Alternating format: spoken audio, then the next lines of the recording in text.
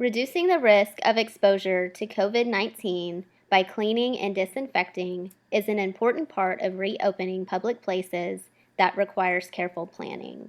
Every staff member has been called upon to help slow the spread of the virus through social distancing measures and prevention hygiene. Everyone has a role in making sure our communities are as safe as possible to reopen and remain open. This presentation provides a general framework for cleaning and disinfecting practices.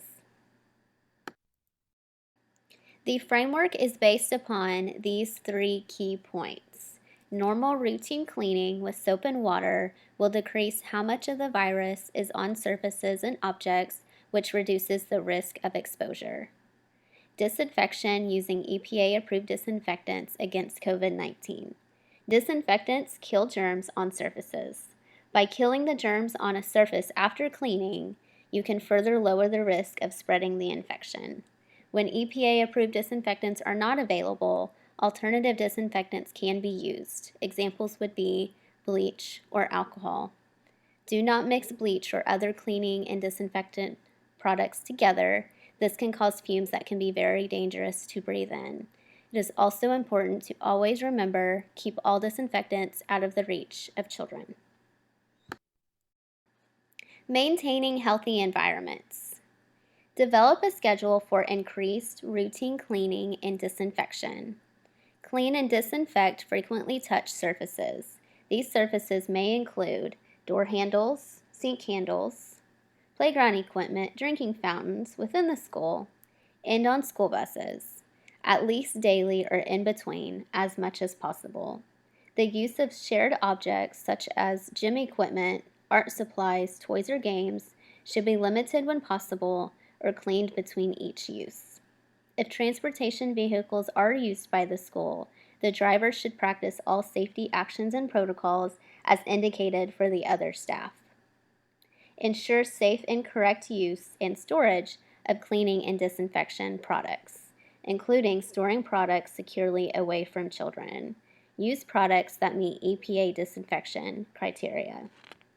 Cleaning products should never be used near children, and staff should ensure that there is adequate ventilation when using these products to prevent children or themselves from inhaling toxic fumes.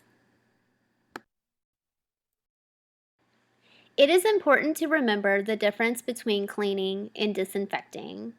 Cleaning with soap and water removes germs, dirt, and impurities from surfaces. It lowers the risk of spreading infection. Disinfecting kills germs on surfaces. By killing germs on a surface after cleaning, it can further lower the risk of spreading infection. Develop your plan. Determine what needs to be cleaned. Some surfaces may only need cleaned with soap and water. For example, surfaces and objects that are not frequently touched should be cleaned and do not require additional disinfection. Additionally, disinfectant should typically not be applied on items used by children, especially any items that children might put into their mouths. These questions will help you decide which surfaces and objects will need routine cleaning. Is the area outdoors? Has the area been unoccupied for the last 7 days? Maintain existing cleaning practices for outdoor areas. Areas unoccupied for 7 or more days need only routine cleaning. Determine what needs to be disinfected. Following your normal routine cleaning, you can disinfect frequently touched surfaces and objects using an EPA-approved product against COVID-19. Consider the type of surface and how often the surface is touched. Are you cleaning or disinfecting a hard or non-porous material item, such as glass, metal, or plastic? Are you cleaning or disinfecting a soft or porous material item, such as a carpet, rug, or seating areas? Prioritize disinfecting frequently touched surfaces. Consider the resources and equipment available. Keep in mind the availability of cleaning and disinfection products and appropriate PPE. Always wear gloves appropriate for the chemicals being used for routine cleaning and disinfection. Follow the directions on the disinfectant label for additional PPE needs. Implement your plan. Once you have a plan, it is time to take action. Put on your gloves and other required PPE equipment to begin the process of cleaning and disinfecting. Clean visibly dirty surfaces with soap and water. Clean surfaces with soap and water prior to disinfection. Always wear appropriate gloves and PPE for any chemicals being used. Follow the directions on the disinfectant label for any additional PPE needs. When you finish cleaning, it is important to remember to wash your hands with soap and water. Be sure to follow the manufacturer's instructions for cleaning soft and porous materials. Use the appropriate cleaning or disinfectant products. EPA approved disinfectants, when applied according to the manufacturer's label, are effective for use against COVID-19. Consider the type of surface and how often the surface is touched. Prioritize disinfecting frequently touched surfaces. Consider the shelf life of your cleaning products as well as the dilution that you have when you mix up those products. Always follow the directions on the label. Follow the instructions on the label to ensure safe and effective use of the product. Many product labels recommend keeping the surface wet for a specific amount of time to effectively kill any germs on the surface. This label will also list precautions such as wearing gloves and making sure you have good ventilation during the use of the product. Keep all disinfectants out of the reach of children. Maintain and revise your plan. Continue to update your plan based on updated guidance and your current circumstances. Continue routine cleaning and disinfecting. Consider choosing a different disinfectant if your first product is in short supply. Make sure there is enough supply of gloves and appropriate PPE based on the label, the amount of product you will need to apply, and the size of the surface you will be treating. Surfaces frequently touched by multiple people, such as door handles, desks, phones, light switches, and faucets, should be cleaned and disinfected at least daily. More frequent cleaning and disinfection may be required based on the level of use. Maintain safe practices. Continue frequent hand washing with soap and water or alcohol-based hand sanitizer when soap and water are not available. Maintain the use of cloth face coverings, staying home when you're sick, avoid touching eyes, nose, and mouth, and social distancing, specifically staying away from others when you must go into a shared space. Continue practices that reduce the potential for exposure. Another way to reduce the risk of exposure is to make long-term changes to practices and procedures. This could include reducing the use of porous materials for seating, opening windows to improve ventilation, or removing objects from your common areas. The following flowchart can be used as a guide when developing your cleaning and disinfecting practices. The first question to ask is the area indoors? If the answer is no, maintain your existing cleaning practices. Coronaviruses naturally die in hours to days in typical indoor and outdoor environments. Viruses are killed more quickly by warmer temperatures and sunlight. If the answer is yes, we will discuss on the next slide. If you answered yes to the area being indoors, the next question to consider is it a frequently touched surface or object? If the answer is no, then thoroughly clean the materials.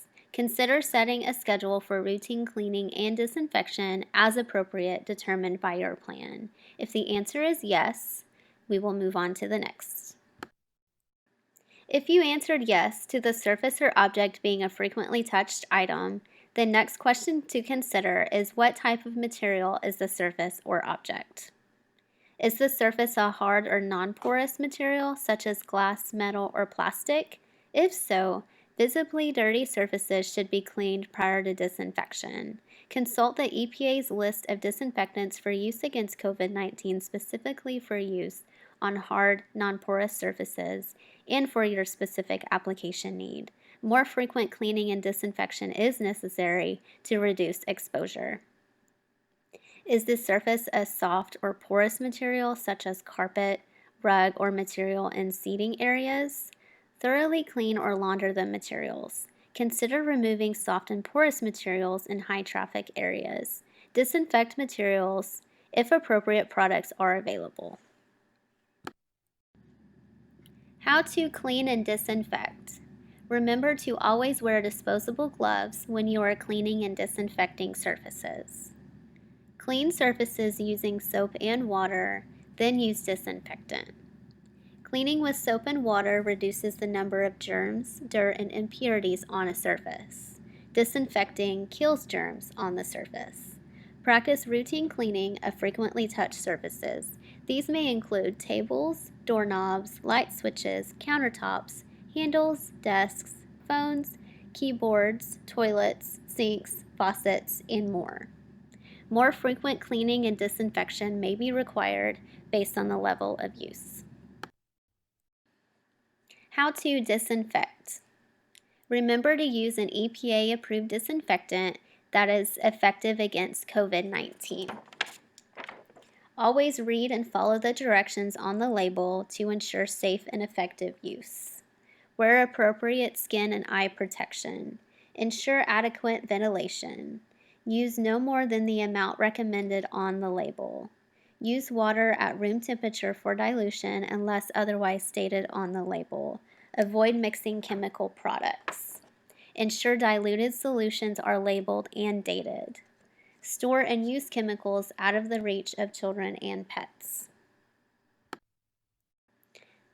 As mentioned, EPA-approved disinfectants should be used. These can be located and verified on List N on the EPA website.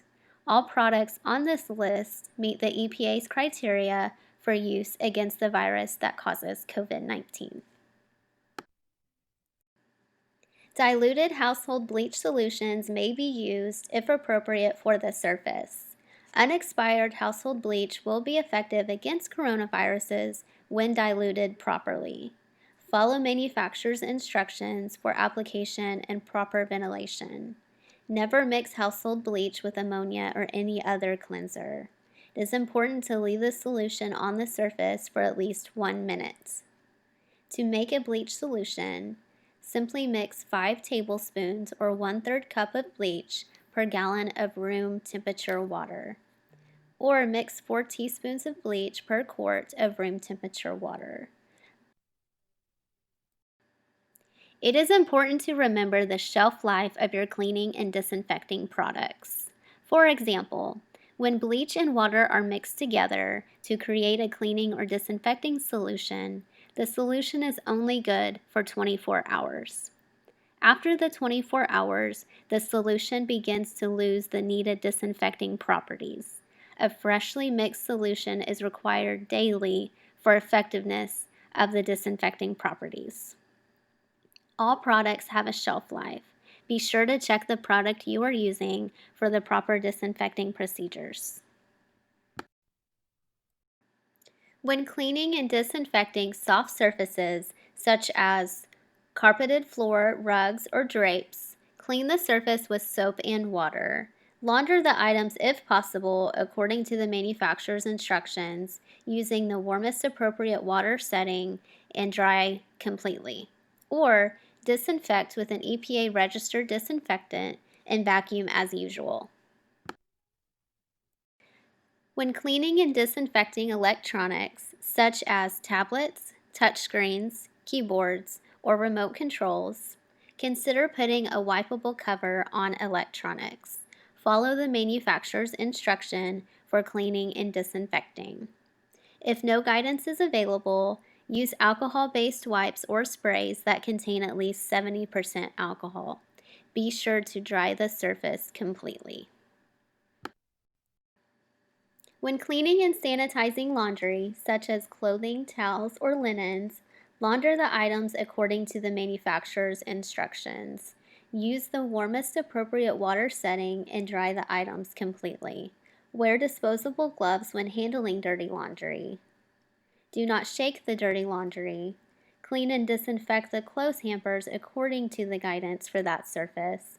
Remove gloves and wash your hands right away.